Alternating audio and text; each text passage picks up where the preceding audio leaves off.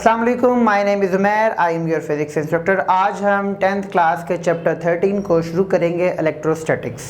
जो स्टूडेंट्स हमारे इस चैनल पे न्यू हैं, हमारे इस चैनल को सब्सक्राइब करें, वीडियोस को लाइक करें और बेल आइकन पे क्लिक करें ताकि ज़्यादा से ज़्यादा न्यू वीडियोस का नोटिफिकेशन आपको हासिल हो सकें और आप लोग ज़्यादा से ज़्यादा फ़ायदा उठाएँ। तो चलिए जी, आर्टिकल की तरफ मूव करते हैं। आज का जो हमारा पहला आर्टिकल है वो है प्रोडक्शन ऑफ इलेक्ट्रिक चार्जेस और इसके बाद आएगा इलेक्ट्रोस्टैटिक इंडक्शन। अब प्रोडक्शन ऑफ इलेक्ट्रिक चार्जेस ये है हमारा पहला आर्टिकल। चैप्टर का नाम भी है इलेक्ट्रोस्टैटिक्स। लेकिन उससे पहले आपको ये पता होना चाहिए कि इलेक्ट्रोस्टैटिक्स क्या होता है, कहते किसे है। स्टैटिक्स जो है, स्टैटिक कहते हैं रुका हुआ, और इलेक्ट्रो होता है चार्ज, ऐसा चार्ज जो रुका हुआ हो। तो कैसा चार्ज होगा रुका हुआ? सबसे पहला क्वेश्चन ये आता है, ये कहाँ पे एग्जिस्ट करेगा? क्या ये किसी बॉडी में एग्जिस्ट करेगा? ये स्पेस में एग्जिस्ट करता है? ये अर्थ पे एग्जिस्ट करता भी है या नहीं करता? हमने तो नाम ही पहली दफ़ा सुना है। तो आपने बिल्कुल परेशान नहीं होना, हमारे इर्द गिर्द स्टैटिक चार्जेस हर जगह पे अवेलेबल होते हैं, सिर्फ उनको देखने की ज़रूरत है। तो अब पहला क्वेश्चन ये है कि जो इलेक्ट्रोस्टैटिक है, स्टैटिक चार्ज है, ये किन बॉडीज़ पे होगा? ये हर किस्म की मैटर बॉडी जो है वो पोजेस करती है स्टैटिक चार्ज।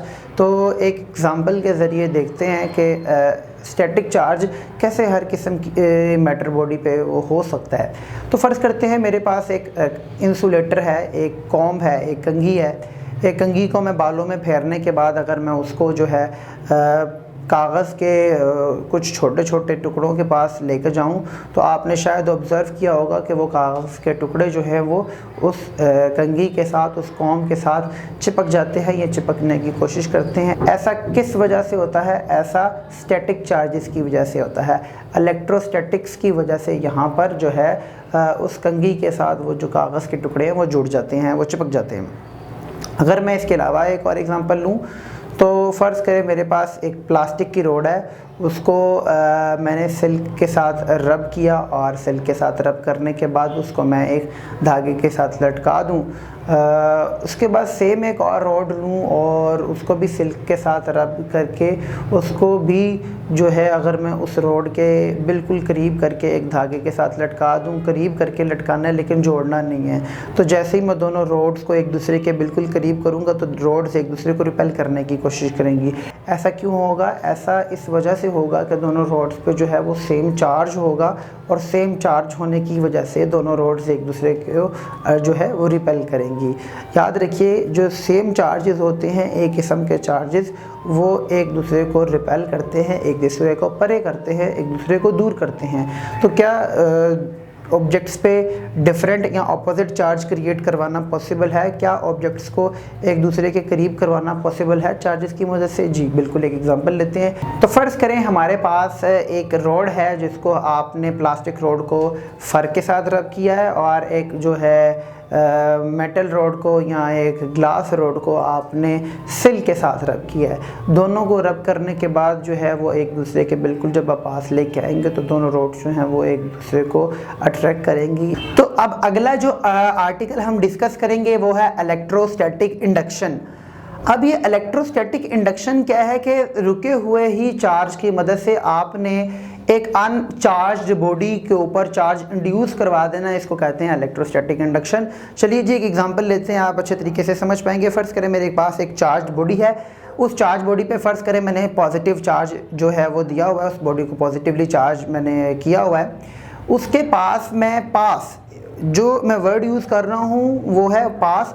उस चार्ज्ड बॉडी के बिल्कुल पास आप ला के एक अनचार्ज्ड बॉडी रख दें। फ़र्ज़ करें कि ये जो बॉडी है वो एलुमिनियम की है और ये एक जो है वो एक इंसुलेटिंग स्टैंड के ऊपर पड़ी हुई है। इस बॉडी को जैसे ही मैं उस चार्ज बॉडी के बिल्कुल पास लेके जाऊंगा, वो चार्ज बॉडी पॉजिटिवली चार्ज थी, तो होगा क्या, उस पॉजिटिव चार्ज की मदद से जो साइड उस पॉजिटिव चार्ज ऑब्जेक्ट की तरफ है, उस एल्यूमिनियम ऑब्जेक्ट की, वहाँ पे नेगेटिव चार्ज आ जाएगा और अदर साइड पे, ऑपोजिट साइड पे पॉजिटिव चार्ज आ जाएगा।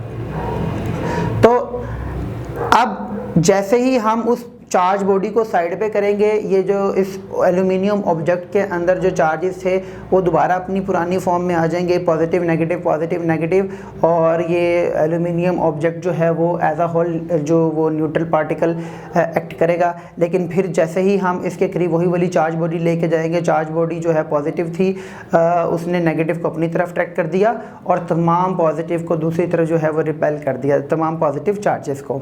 आप इलेक्ट्रोस्टैटिक इंडक्शन जो है वो उसके प्रोसेस को समझ रहे हैं। उसमें ये होता है कि दो जो है ऑब्जेक्ट्स को एक दूसरे के बिल्कुल करीब ले आना, उसमें एक ऑब्जेक्ट को आप चार्ज देते हैं और उस चार्ज ऑब्जेक्ट की मदद से दूसरे ऑब्जेक्ट के ऊपर चार्ज क्रिएट करवाया जाता है। पॉजिटिव चार्ज भी क्रिएट करवाया जा सकता है और नेगेटिव चार्ज भी क्रिएट करवाया जा सकता है। ऐसे अमल को कहते हैं इलेक्ट्रोस्टैटिक इंडक्शन। ये था हमारे आज के लेक्चर का जो है वो दूसरा आर्टिकल। इस चैप्टर में जो अगला हम आर्टिकल स्टडी करेंगे वो है गोल्ड लीफ इलेक्ट्रोस्कोप या इलेक्ट्रोस्कोप। इंतहाई ज़रूरी बोर्ड के हवाले से नेक्स्ट जो है हम वीडियो में इसको डिस्कस करेंगे। आप लोगों का कोई क्वेश्चन हो तो कमेंट सेक्शन में ज़रूर पूछिएगा। थैंक यू सो मच, शुक्रिया, अल्लाह हाफ़िज़।